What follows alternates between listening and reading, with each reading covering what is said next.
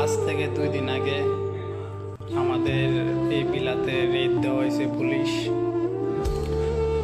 খুব সুন্দর একটা পরিবেশ ছিল আমাদের রুমে, মানুষে ভরা ছিল। রুমটা আপনাদেরকে দেখাই এখন কি অবস্থা আছে। দেখেন আমরা রুমের অবস্থা, না আছে মানুষ, না আছে, সব অগোছালো, মানুষ নাই, সব খালি। এখানে ওইখানে এটা পরে লইছে, ওইটা পরে লইছে, কাপড় চোপড়, ব্যাগ, বেড, পানির বালতি, সব খালি, মানুষ খালি, কেউ নাই। আমরা কয়েকজন আছি, প্রায় 3 জন আছি। 14 জন লোকেরা ধরে লয়ে গেছে।